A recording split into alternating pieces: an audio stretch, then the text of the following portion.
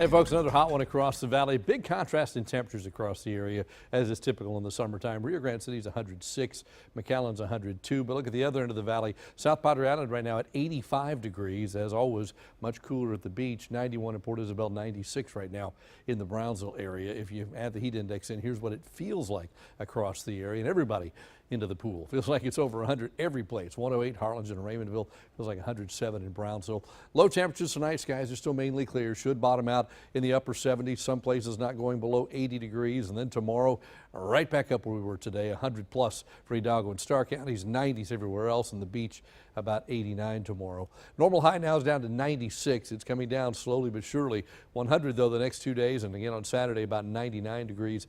Records won't be threatened. Take a look at this radar. You know, we talked about how the sea breeze could trigger something brief, and it's done that. More than a sprinkle. There was actually a little thunder and lightning out of the west side of Raymondville today, up to an inch of rain very briefly in that. But now what's left is this one little rain shower that's between Monte Alto and Fayetteville, kind of moving off to the west, just west of Delta Lake, kind of Hargill just to the north of it. That'll continue moving westward and then fade away, and that should be it for today.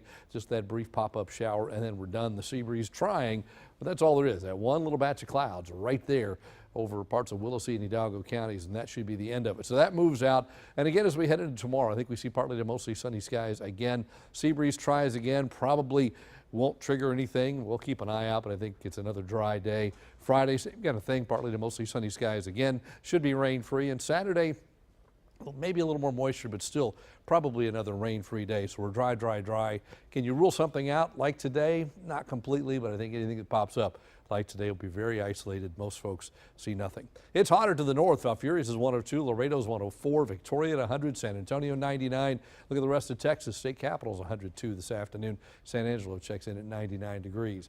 Not a whole lot happening in Texas right now. The Big Ridge really in control of things. And there's fronts on the map here at the surface, but they're all staying to the north. This ridge just kind of holds its ground, and all the fronts go around it. Can't get anything to come through that high, so you just end up hot. The high does move to the east by the end of the weekend, first part of next week, and when that happens, that could open the door for a little moisture to sneak in by Sunday, and then Monday, Tuesday, Wednesday, maybe an isolated shower. Back in the forecast along the sea breeze, we're looking at 10 to 20% at least initially, but at least there is a slight chance. Gulf of Mexico is quiet, the Atlantic is quiet, the Pacific is not.